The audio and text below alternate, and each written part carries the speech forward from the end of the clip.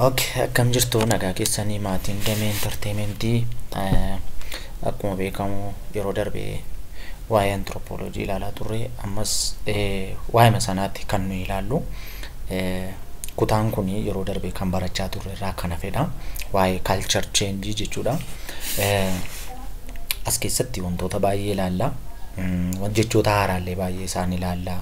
Yoo jaallattan like share comment godhaa hiriyoota keessaniif akka inni ga'u isaaniifis share godhaa isiniin jechuu barbaada. Mee kallattiidhumaan waa'ee culture change kana ilaalla. Yookiin amalli aadaan qabu maa inni? Aadaan amaloota akkamii qaba? Aadaan akkuma yeroo darbe isinitti mee aadaan inji jijjiirama. Wanti bara darbe ture baranan jiru, wanti kaleessa ture arran jiru. Guyyaadhaa guyyaatti wantoonni haaraan itti dabalamu, wantoonni keessaa badan keessaa badu, wantoota baay'ee jira. Isaan kun immoo kallattiiwwan ittiin isaan darbuu danda'an, mekaanizimii isaan ittiin aadaan kun jijjiiramuu danda'u maal fayyisa jedhu. Inni jalqabaa diffusionidha. Diffusion jechuun aadaan hin ergifatama. Diffused gara iddoo biraatti, hawaasa biraa keessa deema.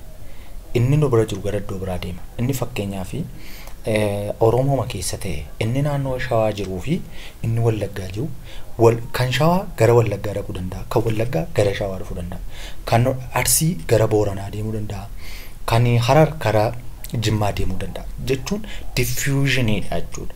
Diffusionismiin kun immoo ergifatamuu aadaa agarsiisa.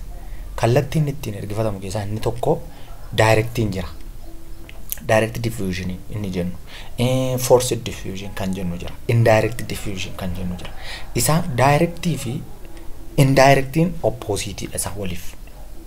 Direct jechuun direct diffusion immaa inni tokko namni iddoo tokko ba'ee gara iddoo tokko gaafa dhaqu, naannoo tokko ba'ee gara naannoo tokko gaafa dhaqu, afaan naannoo sana fakkeenyaaf daldalaan qabatee biyya tokko dhaqa yoo ta'e iddoo sanatti namni lama gaafa wal quunnaman tokkoffaa meeshaa bitan sana duwwaa miti kan isaan wal jijjiiran. Maal wal jijjiiru? Afaan wal jijjiiru. Afaaniin aadaan karaa daldalaatiin darbu akkuma kan karaa fuudhaan haa ta'u wal keessa deema baasan. Fakkeenyaaf yoo biyyoota Afrikaa adda addaa fudhattanii baay'inaan biyyoonni Afrikaa afaan Ingiliffaa kan haasa'an baay'eedha. Akkuma kan afaan Ingiliffaa yoo Ingiliziitu ishee koloneeffate ta'e biyya sana afaan Ingiliffaa, yoo Faransaay koloneeffate ta'e afaan Faransaay, yoo fakkeenya adda biraa yoo isinii kenne akkuma kana Keeniyaa yoo fudhattanii Keeniyaan amma baay'inaan qonnaan bultoonni isaanii iyyuu Ingiliffaa haasa'u. Maaliif kun isaan immoo haasa'anii kolonii jala waan turaniif biyyi ishee koloneeffatte sun immoo afaan ishee, aadaa ishee, eenyummaa isheedha kan isheen biyya sana irratti appilaayi gootu yookiin kan isheen raawwattu jechuudha. Kanaaf yeroo kana kallattiidhaan aadaan hin jijjiirama jechuudha. Wal keessa bada yookiin immoo aadaa inni dura ture isa kanaan bakka bu'aa jechuudha. Inni kan biraan forced diffusion isa jennudha. Yookiin immoo humnaan aadaa isaa dhuunfatamu. Fakkeenyaaf iddoo kanatti biyya Arabaa yoo deemtan namni tokko asii biyya Arabaa gaafa deemu Araba keessatti baay'inaan kan jiru Musliimota. Kiristaanni tokko ka'ee yoo biyya sana deeme durba taate keessumaa shamarran taate yoo biyya sana dhatte ani lijaabii yookiin isaa maratan sana sama uffata shamarran maratan sana hin maradhu yoo jette hin dandeessu, mirga hin qabdu. Maaliif seerri biyya sanaa seera musliimaan harka caalu doomineet ta'eera, dhuunfatamee jira. Kanaafuu warri baay'inaan jiran musliimota waan ta'eef seerri isaaniis sana keessa dhokatee waan jiruuf kan ittiin isaan wal geggeessan yookiin wal bulchan seera isa musliimaa sanaan yookiin musliimotaa sanaan waan nyaatamee jiruuf yookiin dhokatee jiruuf kallattiidhaan maal ta'a jechuudha. Humnaan wanta sana gochuutti dirqamti jechuudha mucaan duraa sun.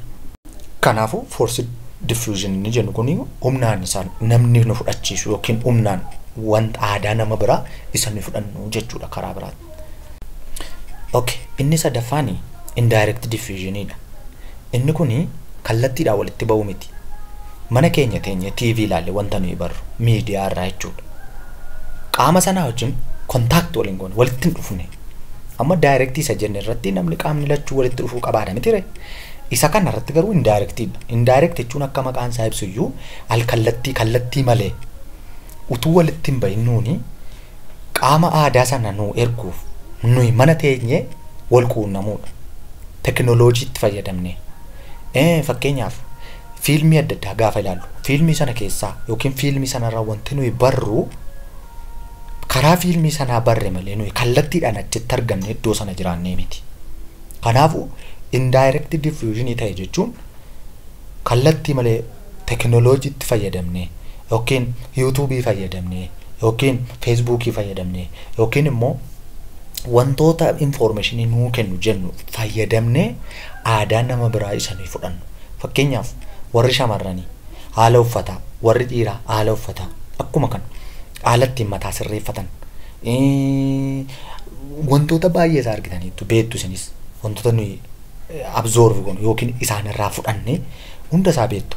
Kuni akkaataa itti aadaan jijjiiramu isaa indirectidha yookiin kallattii malee isaan mana keenya teenye miidiyaa fayyadamne mana keenya teenye isaan barru jechuudha karaa biraa.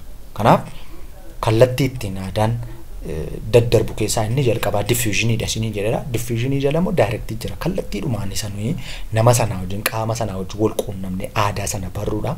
Inni lammaffaan immoo forcedidha. Humnaan aadaa sana fudhachuu yookiin nama biraa fudhachiisu jechuudha. Inni sadaffaan indirectii kallattiidhaan utuu hin taane alkallattii. Fakkeenyaaf without any first hand contact qaamaan wal quunnamuu hin qabu. Nama sana wajjin wal arguu hin qabu. Garuu immoo waan ta'e fayyadamneetu aadaa sana baranne mana keenya teenye. Isaanis nurraa baranii nus isaanirraa barannee jechuudha. Inni biraan acculturationidha. Acculturationii fi inculturation yeroo darbe waa'ee culture is learned waan jedhu irratti yookiin aadaan hin baratama waan jedhu irratti inculturation jedhee isinii kaaseen ture. Inculturation jechuun erga dhaladhee abbaa koo faadha koo obboloota koo maatii koo gidduutti aadaan ani baradhu inculturation jedhama. Acculturation immoo aadaa koo aadaa nama biraa keessatti dhaqee argu yookiin immoo aadaan ani qabu fakkeenyaaf aadaa buna danfisuu Itoophiyaa keessatti jira yoo ta'e dhaqee aadaa buna danfisuu kana Ameerikaa keessatti yoon argee acculturation jedhama. Through continuous contact yookiin immoo adeemsa keessa aadaan tokko aadaa koo ta'ee aadaa biraa keessa dhaqee yoo barame yoo achitti beekamtii argate yookiin immoo aadaan nama biraa tokko dhufee nu biratti beekamtii yoo argate acculturation jennee waamna. Fakkeenyaaf gosa nyaataa ta'uu danda'a, gosa sirbaa ta'uu danda'a, daansiiwwan uffata ta'uu danda'a, teknooloojii adda addaa ta'uu danda'a. Isaan kuni naannoo tokko gara naannoo tokkootti gaafa beekamtii argatan acculturationii jenna. Gabaabumatti aadaan nama tokko yookiin aadaan saba tokko saba biraa biratti gaafa beekamtii argatu acculturationii jennee waamna jechuudha. Inni biraan yookiin inni sadaffaan invention isa jennuudha. Invention jechuun waan haaraa uumuudha, kalaqaa haaraa fiduudha. Akkuma kana amma aadaan kan ittiin jijjiiramu keessaa inni tokko inventionii waan haaraa irratti fiduudha.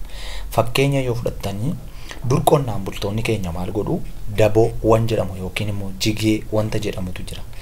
Daboo jechuun wajjiniin hojii hojjetu. Qonnaa wajjin qotuu, aramaa wajjin aramuu, boqqolloo wajjin quncisuu, buna wajjin ciruu wantoonni kan kana fakkaatan kuni akkaataa hariiroo hawaasa isaanii ittiin jabeeffatan keessaa isa tokkodha. Invention jechuun waan haaraa irratti fiduudha isiniin jedheera. Qonnaan inni dur namoonni walii wajjiniin qotan kun gaafa afu hamma yeroo ammaa kana immoo advanced technology adda addaatu dhufe. Kan ittiin qonnaa qotanii traaktera kan jedhamu dhufe. Traakterri kun immoo tokko ofii isaatii qotee sokka. Namni iddoo sana dhaquu daboo wanti jedhamu kun hin hafe jechuudha. Akkas jechuun waan haaraatu dhufee bakka bu'e jechuudha. Yeroo wanti haaraan dhufee bakka bu'u wanti dur bakka sana ture immoo iddoo gadhiisa.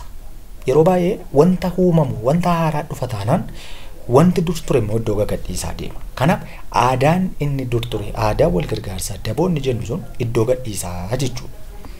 Inni biraan immoo globalizationidha. Globalization jechuun addunyaa kana iddoo tokkotti fidanii mandara tokko gochuu jechuudha. Mandara tokko gochuudha. Akkas jechuun fakkeenyaaf dur lafa deemne Gimbiidhaa yookiin immoo Naqamteetii kaanee Addis Ababaa dhufuun yookiin Finfinnee dhufuun hin ulfaata. Amma yeroo ammaa kana yoo fudhattan garuu namni Gimbiidhaa yookiin Naqamteetii ka'ee gara Finfinnee dhufuudhaaf yoo baay'ate yeroo muraasatti fudhata. Sa'aatii tokko guyyaa tokkotti fudhachuu danda'a. Dur garuu yaadamu guyyaa 5-6 torbeettuu yaadamu. Kuni globalization yookiin dhiibbaa amma yeroo ammaa kana teknooloojiin kun fideedha. Amma mana keenya teenye addunyaan kun maalirra jirti? Maal hojjetaa jirti? Haalli nageenya biyya maal fakkaata akka addunyaatti? Itoophiyaa keessa ta'e Wallaggaa maaltu jira? Amboo maaltu jira? Dirreedawaa maaltu jira? Hararii maaltu jira? Shawaa maaltu jira? Boorana maaltu jira? Kana hundumaa mana keenya teenye hubachuu dandeenya. Maalirra akka jiru? Fakkeenyaaf gabaan namni daldala daldalu gabaan bunaa maalirra jira? Gabaan boqqolloo maalirra jira? Gabaan xaafii maalirra jira? Mana isaa taa'ee jechuudha. Kun hundumtiyyuu globalization kana fide. Globalization isa jennu kana fide. Kanaaf yeroo baay'ee maayinni globalization aadaan kamiyyuu aadaa kamii wajjin akka inni kontaaktii wal godhu yookiin akka inni walitti dhufu godha. Aadaa walitti dhufee jechuun immoo inni dur oriijinaaliitiin isaa inni dur ture inni sirriin aadaan inni sirriin hin bada aadaa isa tokkoon immoo bakka bu'a. Mee gara naannoo baadiyyaa deema. Naannoo baadiyyaa yoo deemtanii namni buna wal waamee dhugataa wajjiniin taphatee nyaatee dhugee walii wajjiniin kolfee hojii isaas wal faana dhaqataa. Hojii dhaqatii qonnaa isaa qotataa achii deebi'aa ammas namni wajjin jiraachuu filata naannoo baadiyyaatti jechuudha. Gara magaalaa yoo dhuftan garuu namni tokko nyaata wajjin nyaatu qofa qofaatti nyaata nyaattata biifee kan jedhamu jechuudha. Even buna wal waamee buna wajjin dhuguu inni jedhu hin jiru. Haxirii axxarateetu mana isaa keessatti qofaa isaa ijoollee isaa wajjin jiraachuu filata. Kanaaf resultiin globalization kana inni guddaan